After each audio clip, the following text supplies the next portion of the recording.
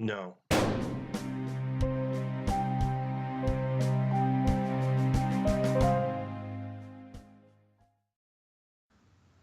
Hi, everybody. Zero Interest. Finale for Season 1 of Kaiji. Mm-hmm. Yeah. Episode 26, Afterglow. So, I'm not going to beat around the bush here. Remember how we said Kaiji was going to lose? Mm. Yeah, well, he... Yeah. Mm. To put this episode very shortly, Kaiji loses at the very beginning of this episode, and then it spends the rest of the episode explaining why. Yeah. I don't want to go full summary, but I do want to talk about what happens in this episode. Because, basically... We did go over a lot of this already, in fairness. Yeah. So that's kind of why I want to be just... I want to go over that Kyoto... Like, when Kyoto was first giving the conditions, like in episode 2 back, I had thought at that time, I didn't say it, but I had thought, what about folding it? Because he said rolling it up or crumpling it. We don't accept that. I was like, well, what about folding it? But then I was like, oh, well, stuff might get naturally folded in there, so I don't know if you're shuffling around all this stuff, so maybe that's why. But no, Kaiji should have added folding into that. Because, as it turns out, that's what the chairman Hyodo had done, was that after Kaiji took his hand out, he had folded it, and then he had crumpled up the fake. Which left Kaiji, and then he grabbed out a blank one, and he gave Kaiji a chance to figure it out. Yep. That was the test he had presented, and Kaiji freaked out when things didn't go exactly as planned, like he has been doing throughout the entire season. Yep. And he ended up losing because of that, because he was trying to base it on luck when it had nothing to do with luck from the get-go. And this is like a lesson that I think has been hammered pretty easily into Kaiji's head, one that he probably won't forget going forward into the next season. He doesn't. Gosh darn it. Well, it's something that he can think about, at least, I guess. I don't know. No, he doesn't forget, is what I was saying. Oh, he doesn't? Okay. I was about to say, if he doesn't learn, I was be like, oh. Yeah, okay. This is the moment where it really sticks. Yeah. This is the moment where he's no longer going to just... He's got to have to be able to read his opponent and adapt when his plans don't go exactly the way he's planning on it, because he's not the only person planning in a match. Surprise, surprise. And,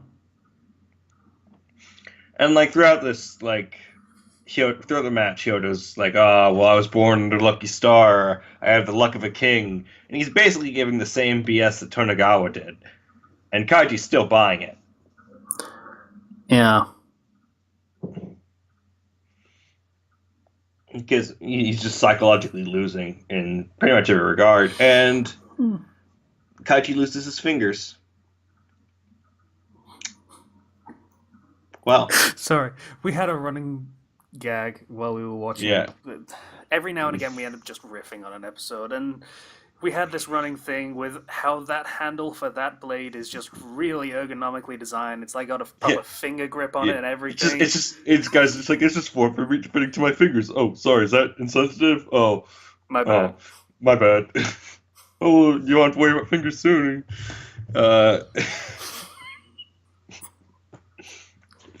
So, like, 80%, like, after they lose, most of the episodes just focus on, how did I lose? Well, this paper that he gave me, the paper that won, was folded. So he folded it, he did all that, and I could have won if I had been able to keep my wits about me.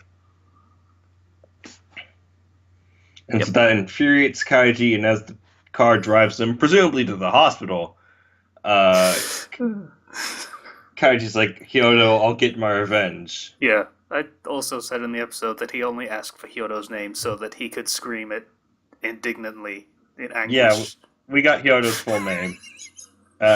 Just so Kaiji could yell it. Hyodo!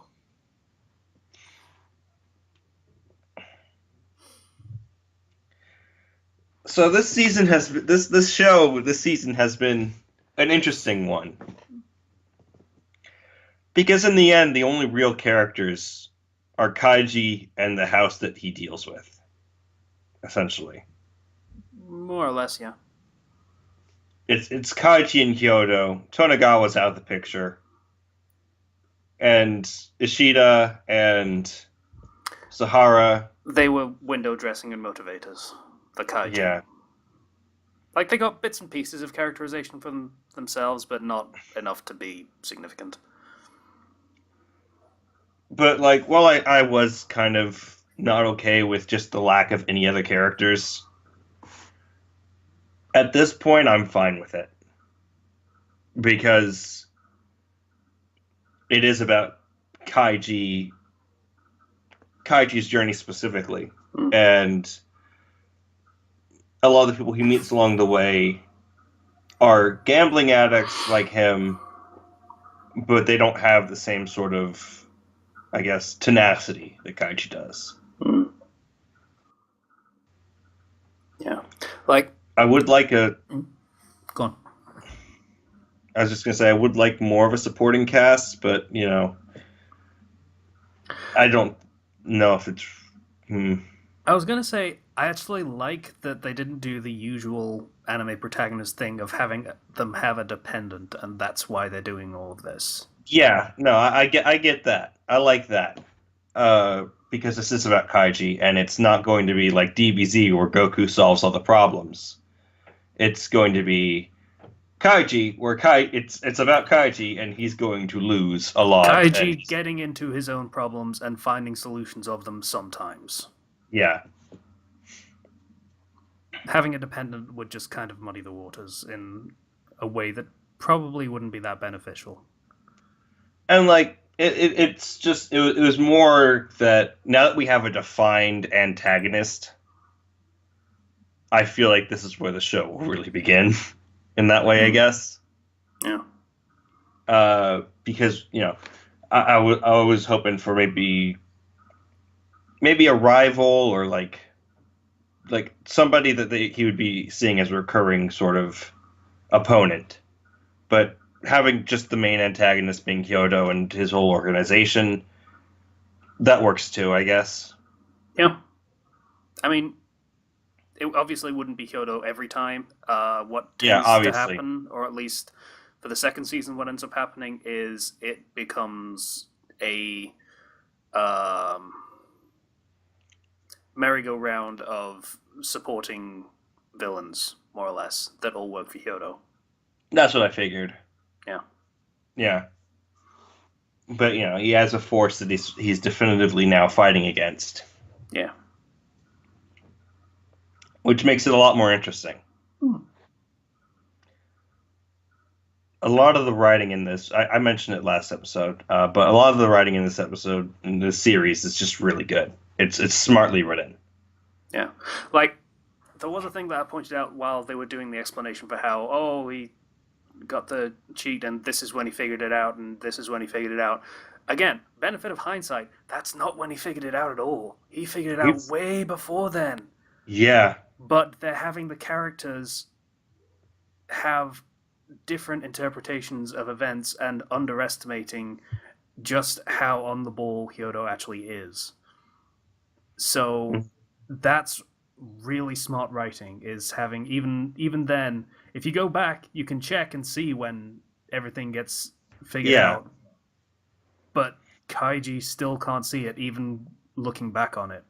And that leaves room for growth. Yeah. Because if he had figured it all out perfectly, then it'd be like, okay, well, I guess you're done. This show is really good. Like, I didn't think I would like it that much at first. Particularly because of the pacing and the, I don't know, it just didn't seem up my alley as much. But the psychological aspects are what really shines, and it really handles them well. The narrator goes a bit ridiculous, but I feel that a lot of the time that's done for the show's benefit. Yeah, like And it wouldn't be the same without the narrator. It tends to wallow in its own pace and just slow right down to really drag out moments and milk as much drama and pathos out of them as they possibly can. And without the narrator, that would just be agonizingly slow and boring. Yeah. But, yeah, it's kind of needed there. If they're going to pace the show like that, it's needed as having that device. Yeah. There is, I guess, only one real other ongoing problem is that there's a lot of repetition that I feel is unnecessary, like repeating of facts and things. But at the same time, this was a weekly show, and for being as slow as it is dense. Yeah. So if you were watching it week to week, which we almost were, but it was a couple of episodes a week, there would be a case of a lot of people forgetting a lot of details. Yeah, so that's true. I didn't think about that. So I can see that in that sense, but yeah, it is repetitive if you're just binging it. It's more like my problem is when it repeats the same statement 3 times in a single episode. Because it has happened where points and facts will be repeated multiple times in the same episode, and I feel like that's unnecessary at certain points. But yeah, I really like this show. Good show. If I'm gonna have to give it a rank or rating or whatever, this isn't that. Yeah, we're not IGN. Yeah. Who cares? We're not IGN. 7.8 too much water now.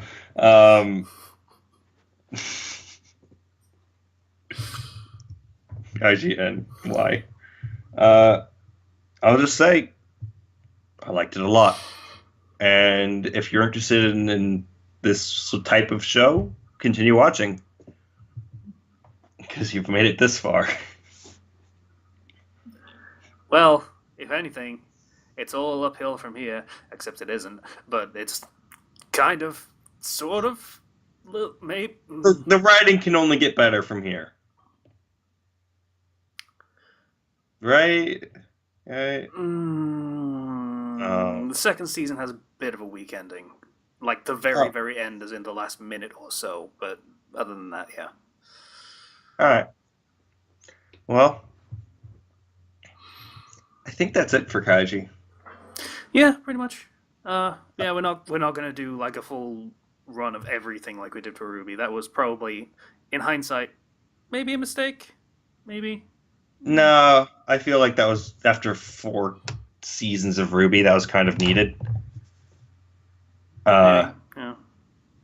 But after 26 episodes of Kaiji, we are now done with this. We're going to next be going to my choice, which my choices are always significantly shorter than Casey's. We're going to do Mob Psycho 100.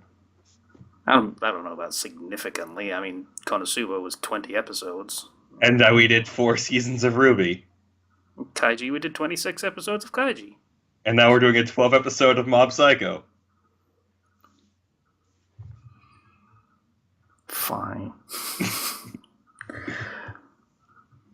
I don't know what we'll follow that with, though. No idea yet. No idea. Don't make it 2 or 3 seasons, please. Maybe Red vs. Blue. I would quit. Not all of Red vs. Blue. I might say season 6 of Red vs. Blue, maybe. Maybe. We'll see how long it is. It's 20 episodes, give or take. And they're like 5 minutes each. I'm going to challenge you to pick a 12-episode series. I could probably do that. I'd have to look back on some stuff. At any rate, we'll see you guys next time. Bye-bye. Bye, everybody. Where's the button? There's the button.